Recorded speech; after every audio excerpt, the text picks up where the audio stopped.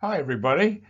Today, what I want to do is share with you some of the practice questions from chapters 5 and 6 from your Getis textbook.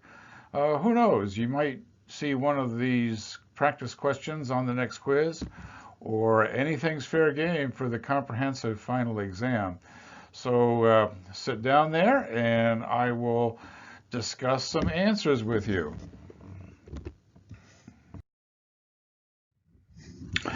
Okay, here's one of the questions from the Getis test bank. Now, I'll go over this question, and of course, you're sitting there, you're thinking, what's the answer? I need to know the answer right now. Well, I'll get there. As a matter of fact, to give it away, it looks like the answer is already even indicated there. But I want you to understand how I came about to get that answer.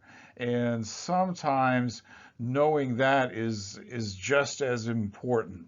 And also, I've noticed in the test bank, sometimes there are some test questions that aren't really all that great of a question, but even by discussing a kind of a goofy question, there's still something to be learned from those. All right, so you may have come across a question like this one. Let's see, the question reads, country A has a crude birth rate of 38 per thousand and a crude death rate of 18 per thousand. Country B has a crude birth rate 19 per thousand, and country B has a crude death rate of 9 per thousand. Okay, well, you have to go back to chapter 5 in your notes and make sure that you understand what birth rate is. Birth rate is the number of deaths over the total population expressed as a number per thousand. Okay, they call that the crude birth rate. Why is it crude? Well, it's crude because men don't give birth. Right? It's the total number of births over the entire population, so that's what makes it crude.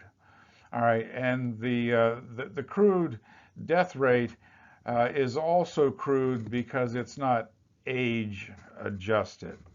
All right, so you have a crude birth rate of 38 per thousand and a crude death rate of 18 per thousand. And country B has 19 per thousand birth rate and death rate of 9 per thousand. Now, are they throwing you a curve here? The data tells us that the annual rates of natural increase, now that's a very important term in chapter 5, the rate of natural increase. Sometimes it's used synonymously with meaning growth rate of a population. Well, it's the rate of natural increase because it's births minus deaths. All right. The annual rate of natural increase for country A, well, what would it be? If the birth rate is 38 per thousand and the death rate is 18 per thousand, what's the rate of natural increase? Well, it's 20 per thousand or 2%. That's one of the things I always wondered back when I was taking this course as a freshman. Well, why is it that the growth rate, the rate of natural increase is always given as a percentage, but the birth rate and death rates are always as a number per thousand? It was always difficult for me to visualize a number per thousand as opposed to a percentage. Well, that's the way it's always done. And with the annual rate of natural increase, it is possible to have negative numbers. So percentage works better for annual rate of natural increase. So what you need to see here is you need to see that 38 minus 18 is 20. And 20 per thousand is the same thing as saying 2 per 100. Does that make sense? 20 per thousand is equal to 2 per 100. Well, 2 per 100 is equal to 2%. All right, so country A has a rate of natural increase of 2%. And country B, well, 19 minus 9, that's 10.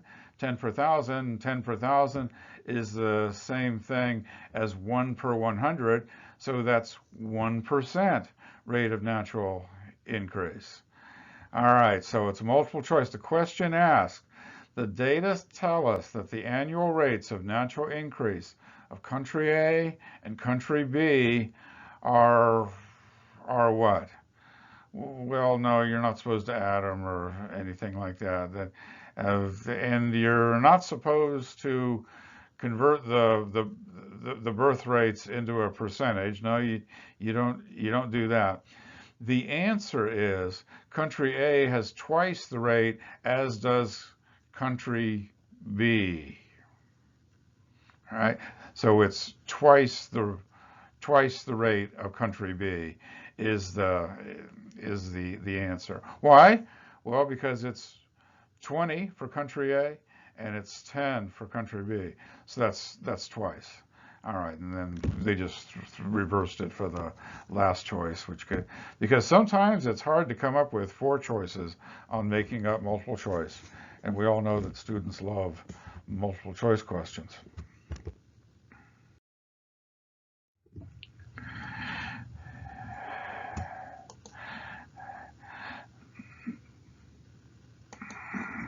Next up, consider this question. Well, it's the same setup. So I took a long time to explain that first one, so I won't have to do that with this second one. All right, so now the question is, from the data, one might conclude that country B, what, has avoided the demographic transition. You have to know what demographic transition is as a term. You have to know what it is and what it ain't. It ain't here. Has achieved ZPG. Well, you have to know what ZPG is or is not. Has a negative rate of natural increase. No, we know that it's 1%, so it's not that one. The best answer is that it's an industrialized, urbanized society. That's one of the themes that you saw in chapter 5, is that the industrialized, urbanized countries of the world had low rates of natural increase. And if the rate of natural increase was 1%, then that lines up with the rest of the developed world countries, the United States and Canada, and Europe, Australia, New Zealand, Japan, and so forth. All right, so that's the best answer for that one. All right, here we are again. It's the same setup data, and I don't have to explain that to you, but let's see the question. From the data, it is apparent that what? The population of country A will double in 140 years. The population of country B will double in 70 years. The carrying capacity of country A is being strained, and country A has a larger population than country B. Well, of course, you have the answer indicated right there, and I know you want to know what the answer is, but how do you go about to get that answer? Well, we know that it can't be country A has a larger population than country B, because these are rates. They're not actual numbers. They're a rate per thousand, or the rate of natural increase. It's a percentage. Those are rates. So if you have a country that's very large in population, it might have a low rate of growth, but you have to multiply the low rate by a big number. And then it may be that some countries have small numbers of people, but they're growing at a much higher rate. So you just can't compare rates of growth to see which one has the higher population. Okay, what demographic column do you look at to find out which one has the greater population? Well, the population. Okay, if you look at the table of demographic data that's in the back of the textbook, they list all the demographic characteristics for all the countries and regions of the world. Okay, is it the carrying capacity of country A is being? Well, no. Once again, just because it has a higher rate of growth than country B, that doesn't mean that it's overpopulated. So there you have to get to the concept of what carrying capacity is. And it opens up the question of what countries are overpopulated. and so forth. So carrying capacity is when the environment or the country can't support the population that it has. Then you would say its carrying capacity has been met. Okay, all right. So you don't know anything about that at all just by knowing what its rate of growth is. The best answer is this one. The population of country B will double in 70 years. Okay. Here's how you find the demographic variable doubling time. You take the number 70 and divide it by the rate of natural increase. So for country A, its doubling time is the number 70 divided by 2. Remember the 2%. So it's 35 years. Country A is going to double its population in 35 years. But 70 divided by 1, since it's a 1% rate of growth here, country B will double. 70 divided by 1 is 70 years. So the population of country B will double in 70 years. These kinds of questions are in the test bank, but by asking these, you really do have to know what your concepts are and how the numbers work.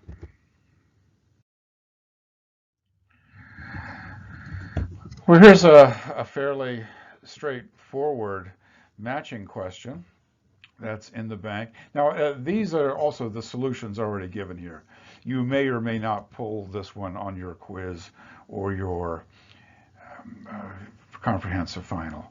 So this is just the most populous countries. That's one that has the greatest number of people. Not the most popular country. I don't know if China would be the most popular country, but it's the most populous country. It has the world's largest population.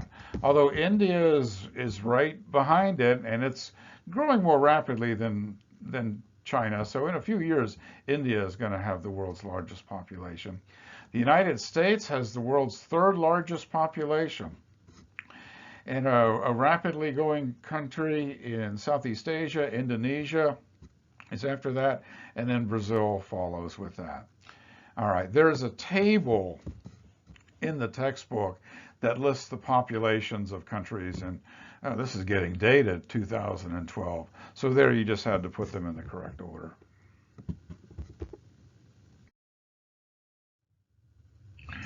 Next up, we're going to take a look at population pyramids. All right, population pyramids give the age, sex structure of a given population. It can also tell you about a lot what's going on within a population. Now, when the population pyramid looks more like an actual pyramid with a wide base, that's indicative of countries that are undergoing a rapid growth because there's a lot of young people. And young people are going to grow up and get married and produce more children. Whereas countries that have a population pyramid where it doesn't actually look like a pyramid anymore, it looks more like a column, that's indicative of countries that are growing more slowly. Now, most of the world's less developed countries, and particularly in sub-Saharan Africa, have population pyramids that look like this rapid growth one. Whereas countries of Europe are in the slow growth stage, and some of them are even in decline. Now, you know you're going to be eventually in population decline if the base is tucked in and people are just not having babies anymore, just not having children. Well, you might make that as a personal choice whether or not to have children, but if everybody does that, your population is going to go into decline. We're not there yet. We haven't gotten to that point. But some other countries, like Japan, they're in population decline. Japan's population gets a little bit smaller every year. They just stopped having babies. Population pyramids can tell you all kinds of things that are going on in a population too. With this one, How would you know that this is a university town? So you can make a population pyramid for any population. You could make it for a country, a state. You could make it for a town. You could make it for an ethnic group, and so forth. Any given population could have a population pyramid made for it. And so the correct answer here was university town.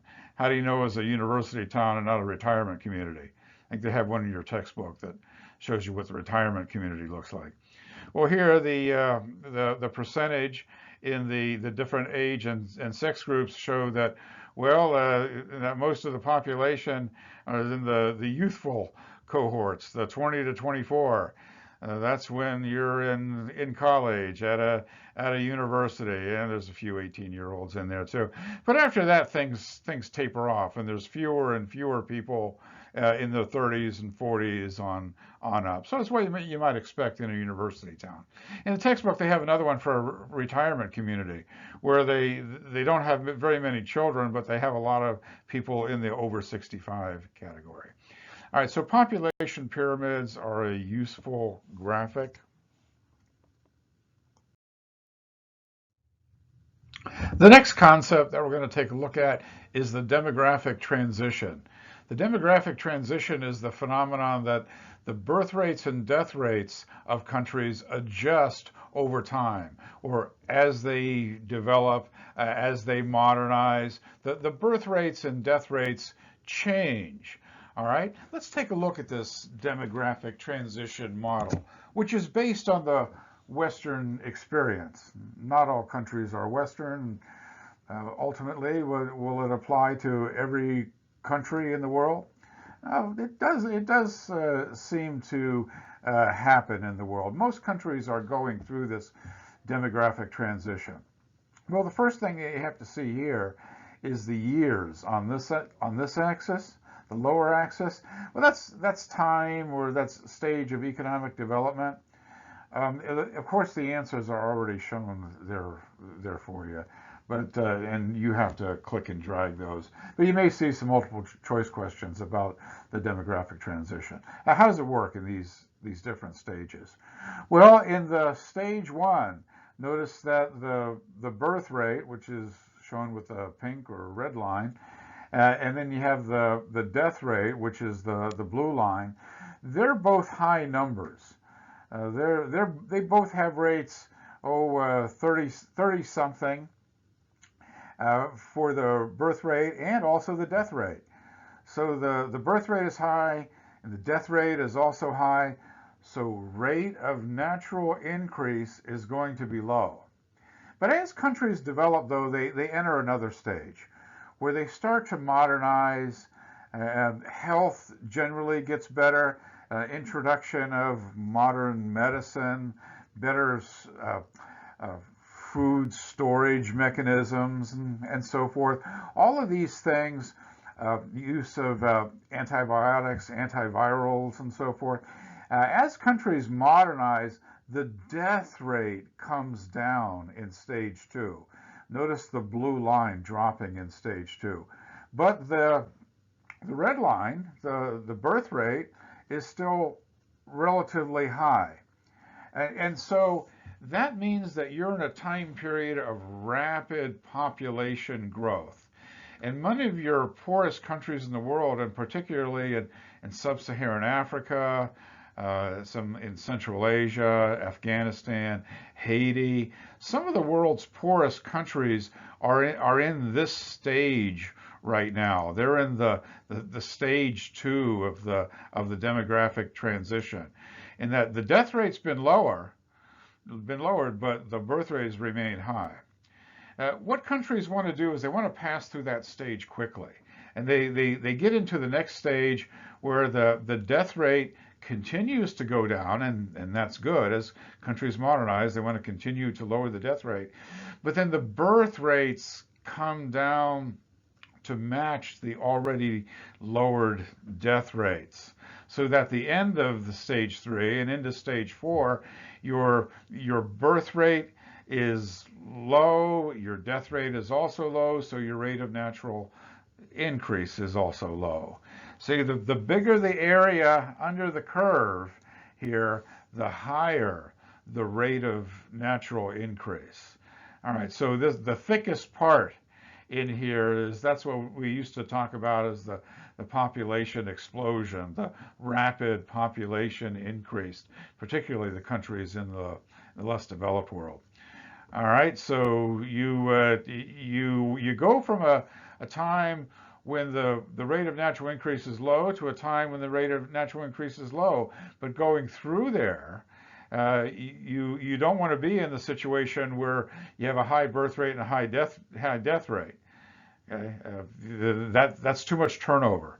You want to have fewer deaths, but then you also want to have fewer births. And countries, as they modernize, they've generally done that. And as medicine has improved and infrastructure has improved, more children survive, and so couples don't need to have large families as much anymore. Now, some countries are even into stage 5, population decline. Now, that's a situation where the birth rate is less than the death rate. Now, that's a problem in countries where you have an aging of the population, where you have a lot of people in the upper age groups, like Japan or the United States and Russia. Although we haven't hit population decline just yet, thanks to the fertility of our immigrants, but other countries are getting smaller. All right, so it's good if countries avoid overpopulation of too rapid of a growth, and most do. As they develop, they go through these stages. That concept is called the demographic transition. So you may get questions about what happens at the various stages. Now that's moving on. I could only scratch the surface of what we could do in Chapter 5. But in Chapter 6, we take a look at cultural geography. And so this first one, the answer is already given there for you. There's a map in your textbook where you just reference the map and then drag and drop the particular answers. See, the geographers will break the world up into these regions or cultural realms.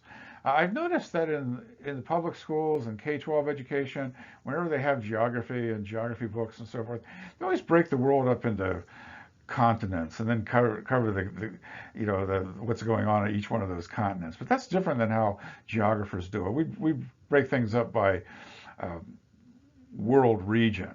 For example, here, if you're going to be studying North America, well, North America in this context means the United States and Canada. They're similar in cultural and economic terms, and they're distinct from Latin America. Well, what about Mexico? Isn't Mexico on the continent of North America? Indeed it is, but that's the continent. That's not the region. In the cultural sense, socioeconomic sense, Mexico belongs in with Latin America. And the same over here with Africa. Most public school books, they always, when you cover Africa, you cover the whole continent at once. But the generalizations you make about Northern Africa with climate and culture and language and religion, Northern Africa is a lot more like Southwest Asia than it is Africa south of the Sahara. You have different ethnic groups, different languages, different religions there.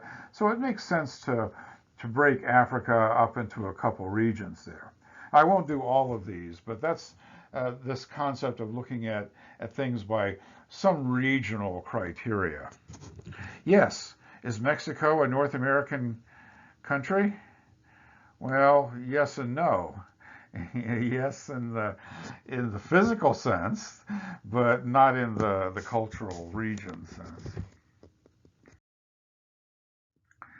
Yeah, your Getis textbook also spends a lot of time looking at the subsystems of culture, the technological subsystem, the sociological subsystem, and the ideological subsystems of culture.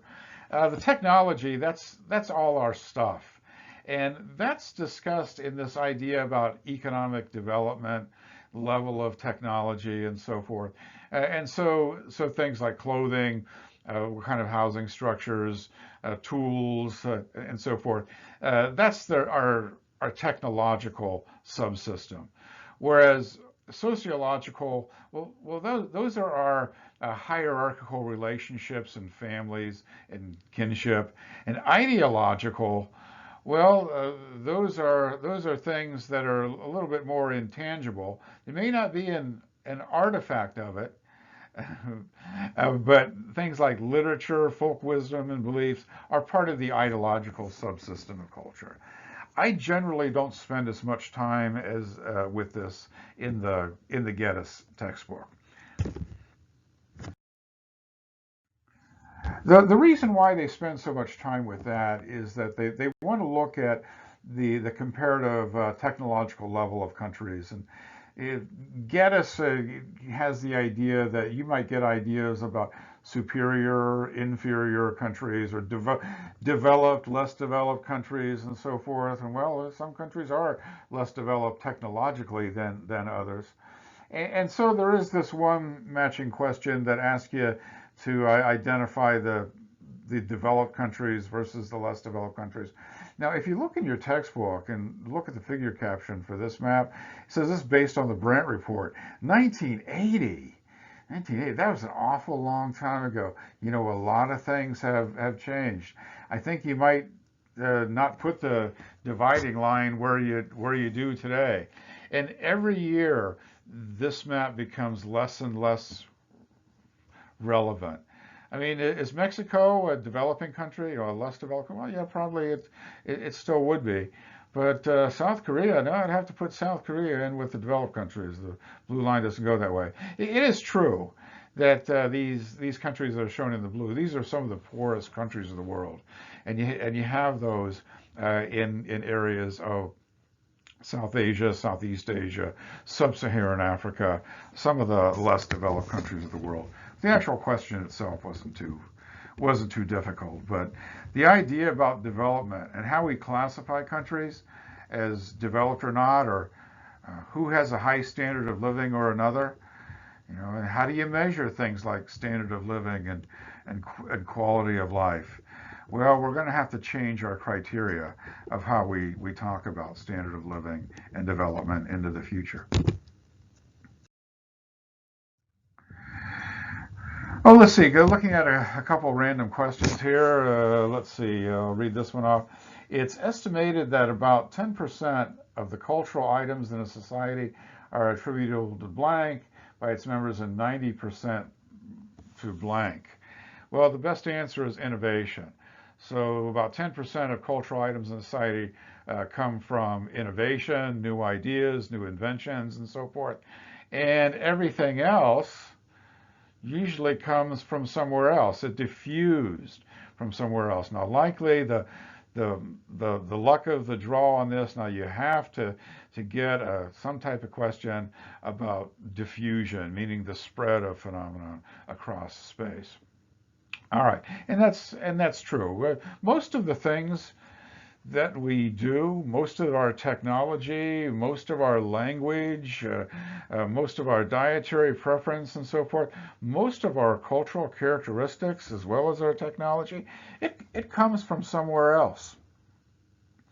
A good example of that, I remember one time there was an argument between these two students. One was an Indian student, and the other one was a student of British ancestry, British American ancestry, and the American Brit Anglo-American said to the student of Indian descent, you know, American Indians never even invented the wheel. Well, is that true? American Indians never invented the wheel? Yes, that's true. But what about the English settlers into America? They had the wheel, right? But did they invent it? No, of course not. They didn't invent it. Neither the Indians in North America invented the wheel, nor the settlers from England invented the wheel. They had the wheel, but where did they get the wheel? Well, diffused from the British Isles. Well, where did the British Isles get the wheel? Well, it diffused from the Roman Empire. Where did the Roman Empire get it? Well, they got it from the Greeks to the Greek Empire to the east. Well, where did they get it? Well, they got it from Mesopotamia in the Middle East, where present-day Iraq is. That's where the beginnings of cities, the beginnings of civilization, where irrigated agriculture was figured out, where the wheel was invented. That's where it comes from. So the English settlers in America, they had the wheel, but they got it not because they invented it, but because it was passed on from one place to the other. All right, so diffusion. Okay, usually explains things. There's also some information about languages in Chapter 6. Let's see, there's a table that lists the number of speakers of the most important languages, and by number, if I mean by most important by number. And so this question, you just have to drag and drop the right answer and put them in order. Mandarin Chinese has the most speakers. English after that. English is a lingua franca, or a common language of business in the world. You have a billion people in India and across the border in Pakistan, so Hindi and Urdu. Spanish is right up there, and Arabic is very common in Southwest Asia and Northern Africa. So that's the rank of them there. I could deviate a little bit here and maybe pose this question out to you. Of these languages, which ones are related language in the Indo-European family of language? Well, that would be English, Hindi, and Spanish. They all have a common origin in the Indo-European family of languages. All right, that's another topic.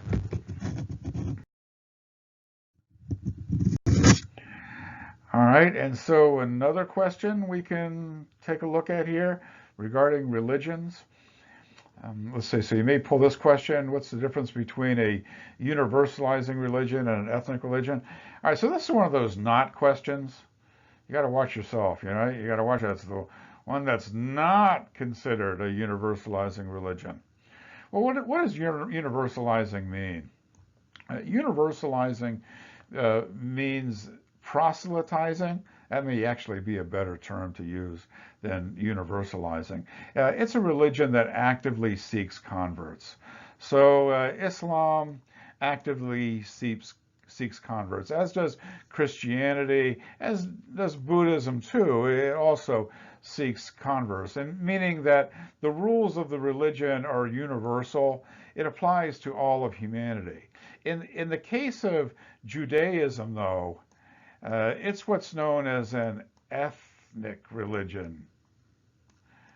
I'm not very good with my marker here. Ethnic, meaning that you're born into it. Now, it is true that Jews will accept converts, but for the most part, for the religion of Judaism, it's based on your ancestry. What about Hinduism? It's not on the list, but Hinduism is another example of an ethnic religion. You have to be born into a caste. Okay, so that's a pretty good question. I hope you get to pull that on your final. How about religions in the United States?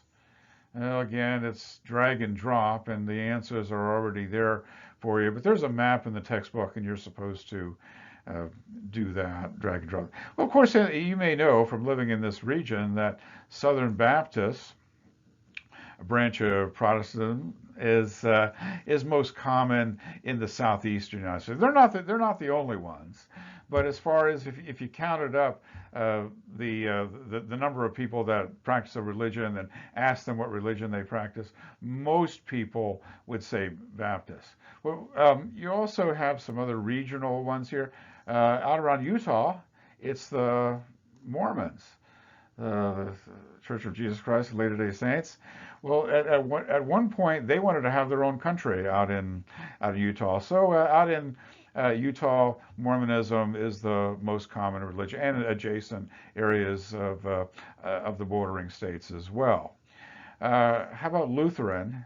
I used to always listen to the Prairie Home Companion on National Public Radio, and Garrison Keillor would always make a lot of Lutheran jokes. Up there in Minnesota, most people are of Scandinavian descent, practice Lutheran languages. You know, the Minnesota Vikings, right? Scandinavian up there. How about Roman Catholic? Are there areas where Roman Catholic are dominant? Yeah, you can probably make some broad regions here. Basically, the Southwest United States is dominantly Roman Catholic because of the number of Hispanics living there. The Mexican Americans, well, they're largely Roman Catholic. And in South Florida, you have a good number of Cuban Americans, and they're dominantly Roman Catholic. Here in this southern portion of Louisiana, you have a lot of people of French background. So the French Cajuns, they're Roman Catholic, as well as a lot of these cities in the northeastern United States that were characterized by these great waves of immigration of Irish and Italian in the East Coast cities. So there is a little bit of regionality to religion in the United States. But again, this is probably becoming less and less every year.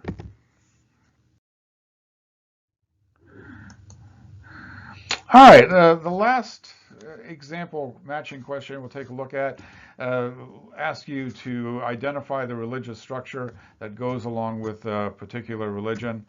And so let's see if we can do that. Well, the answer is already given there for you. How do you know that you're in an area where there's a lot of Buddhists? Well, you see the Buddhist temples, these stupas, and these pagoda areas, as opposed to in Islamic areas. You have mosques, and see the main mosque and the minaret towers that are there, and from one minaret the faithful are called to prayer.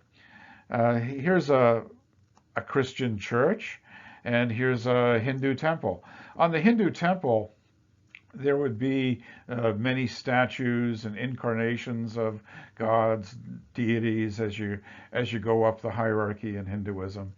I was in the Islamic world. There are no statues of the religious players. That's considered blasphemous in Islam. But you have a lot of beautiful tile mosaics on the religious structures. But in Hinduism, you have a lot of deities and you have a lot of statues of those. So that's kind of a bone of contention between Muslims and Hindu within India. All right, that's going to wrap it up, the tutoring and looking at some of the example questions. You may see some of these on the comprehensive final. Until the next tutoring session, this is Dr. Edgell signing off.